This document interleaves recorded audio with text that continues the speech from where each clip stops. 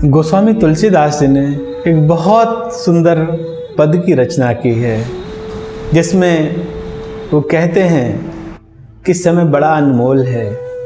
अगर वो हाथ से निकल गया तो सिर्फ पछताने के अतिरिक्त कुछ नहीं हमारे हाथ में रह जाएगा। आइए आज इस पद पर चर्चा करते हैं। मन पछतई है अवसर बीते, मन पछतई है अवसर बीते। तुलसीदास जी कह रहे हैं कि ये मन बहुत पछताएगा अगर ये अवसर हाथ से निकल गया। तो कौन सा अवसर है जो हाथ से निकल गया तो मन बहुत पछताएगा। इसके लिए गोसाई जी कहते हैं कि दुर्लभ देह पाए हरि पद भजो, कि बहुत दुर्लभ देह मिली है। ये मनुष्य रूपी देह बड़ी दुर्लभ है। ये मनुष्य रूप देह बहुत दुर्लभ है। बड़े भाग मानुष तन पावा। मनुष्य का ये जो शरीर मिला है ये बहुत दुर्लभ है। 84 लाख योनियों में भटकने के पश्चात बड़े भाग्य से ये मिला है।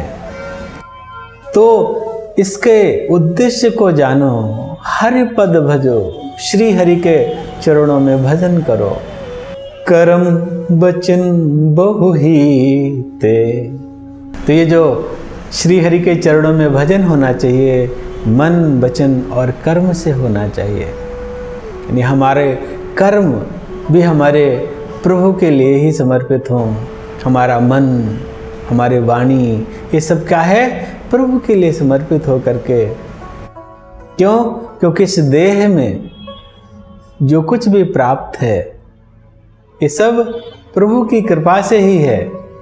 तेरा तुझको अर्पण, प्रभु के अर्पण की भावना से श्री हरि के चरणों का भजन। भजन का मतलब जानना बहुत आवश्यक है। भजन का मतलब हमारी सारी जो क्रिया है, जो हम करते हैं, जिसके पीछे जो भावना है कि ये हमारे ठाकुर की, हमारे कृष्ण की प्रसन्नता के लिए हम कर रहे हैं, वो सब भजन है। यहाँ हमारे ऑफिस के, हमारे व्यापार के कार्य, हमारे बच्चों की शिक्षा और ये जो भी हमारे जगत के व्यवहार हैं, ये जब प्रभु से जुड़ जाते हैं तो हमारी क्रियाएं भक्ति हो जाती हैं और वो प्रभु के चरणों में समर्पित की भावना से हो तो जीवन सफल हो जाता है। इसी के लिए कह रहे हैं कि मान लो जगत में अपने आप को पूर्ण रूप से नियोजित करके बहुत धन अर्जित इत्यादि कर भी ले कोई व्यक्ति, तो उसे ये नहीं भूलना चाहिए कि सहस बाहु 10 बदन आदि नृप, बचे न काल बलीते। सहस्त्र बाहु और 10 बदन अर्थात रावण, ये सब लोग बहुत बलशाली थे, बहुत वैभवशाली थे, लेकिन इनमें से कोई भी जो काल इतना बलवान है कि इससे बच नहीं पाए। हम करे धन धाम संवारे। और ऐसे ही जाने कितने राजा लोग, सेठ लोग आए, ये हमारा है, मेरा है, ये सब करते करते खूब यहाँ पर अर्जित किया, इकट्ठा किया और उसके बाद अंत चले उठ रीते, और अंत में खाली हाथ चले गए। सुत बनितादि जानि स्वार्थ रत, न करुणे सब ही ते। सुत वनिता यहाँ पर कह रहे हैं जो पुत्र है, जो पत्नी है या जो संबंधी हैं, इनको हम क्या माने? इन सब के साथ संबंध एक स्वार्थ का संबंध है और इस तरीके से अगर संबंध किया जाता है तो वो संबंध में प्रगाढ़ता नहीं रहती, उस संबंध में वो प्रेम नहीं रहता, जिसे प्रेम कहते हैं। प्रेम कैसा होता है? प्रेम की परिभाषा ही है कि वो अनकंडीशनल हो। और जब वहाँ स्वार्थ जुड़ जाता है तो प्रेम नहीं रहता। और स्वार्थ के साथ ये जो संबंध होते हैं वो मधुर नहीं हो पाते, उनमें खटास बनी रहती है, उनमें फ्रिक्शन बना रहता है। तो वो संबंध मधुर कब बनते हैं? इसके लिए गोसाई जी कहते हैं कि नाते नेह राम के मनियत। ये जो सारे संबंध हैं इनको श्री राम जी के संबंध से जोड़ करके माना जाए कि श्री राम जी की कृपा से ये वनिता अर्थात पत्नी मिली है, ये बच्चे मिले हैं, ये सारे हमारे मित्र बंधु हैं, श्री राम जी की कृपा से संबंधित हैं। और आइए हम सब मिल करके, ये जो हमारा पूरा परिवार है, ये मिल करके श्री राम जी के चरण कमलों में अपना अनुराग रखें और इस जगत के कार्य को हम करते रहें। तस्मात् सर्वेषु कालेषु माम अनुस्मर युद्ध च। भगवान कहते हैं कि युद्ध करो, लेकिन हर काल में मेरा स्मरण करते हुए करो। युद्ध जैसे कार्य में जहाँ इतने फोकस की आवश्यकता है, वहाँ भी प्रभु कहते हैं कि मेरा स्मरण करो। अर्जुन से इस जगत रूपी व्यवहार में जो भी कार्य हम कर रहे हैं, तो यदि हम प्रभु के स्मरण को बना करके रखें स्वयं सपरिवार, क्यों? क्योंकि ये तो प्रभु श्री राम के संबंध से नाता बना है। और अन्यथा है क्या? इस जगत में आवागमन है।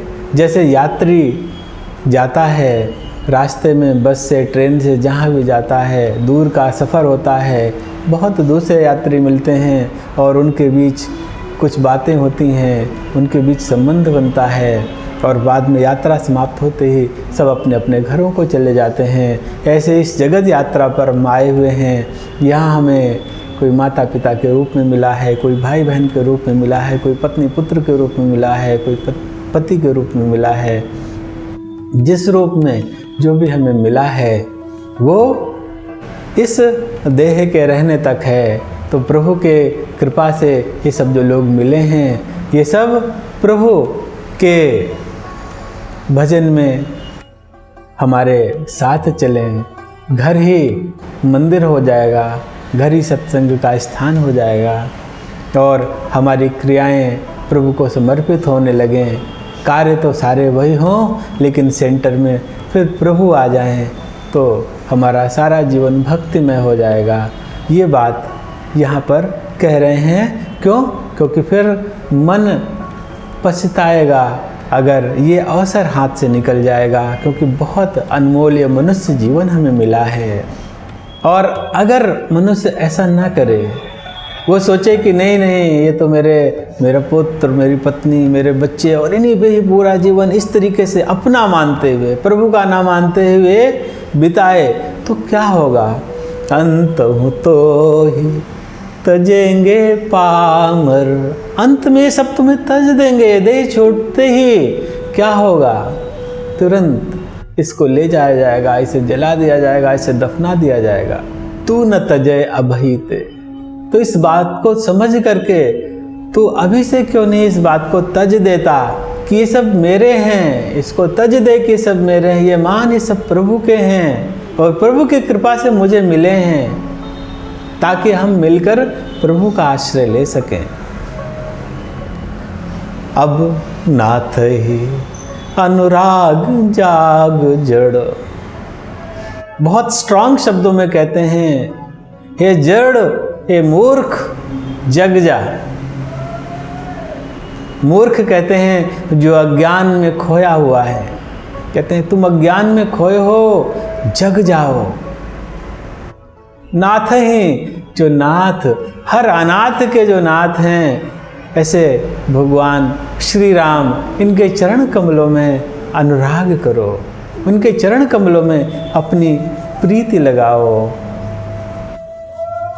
त्याग दुराशा जीते। ये जो व्यर्थ की आशा इस सारे संसार से, इस जगत से लगा करके तुमने रखी हुई है, इस दुराशा को भगवान, जैसे भगवान भगवद गीता में कहते हैं, मोघाशा मोघ कर्माणो। जब हम व्यर्थ की आशा करते हैं उसके लिए व्यर्थ के कर्म होते हैं। तो ये कहते हैं ये जो दुराशा है, ये जो व्यर्थ की आशा है, इस जगत से इसे अपने जीवन से निकाल दो और श्री राम के चरण कमलों में अनुराग उत्पन्न करो। बुझे न काम अग्नि तुलसी, विषय भोग बहु गीते। अरे तुम अपने कामना की जो अग्नि है इसे विषय रूपी घी से बुझाना चाहते हो क्या? ये जो भोग हैं, ये जो विषयों को संतुष्ट करने वाले भोग घी की तरीके से हैं, उसे जितना ही अग्नि में डालोगे अग्नि प्रज्वलित होगी।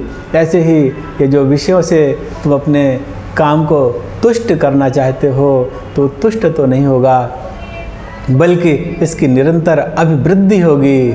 इसलिए इसको जान जाओ और समझो। मन पछते है अवसर बीते, मन पछते है अवसर बीते। इसलिए अपने अंदर ये दृढ़ भाव कर लो कि अब लो नसानी, अब ना नसे हो, अब लो नसानी, अब ना नसे हो। जय गौ माता, जय गोपाल।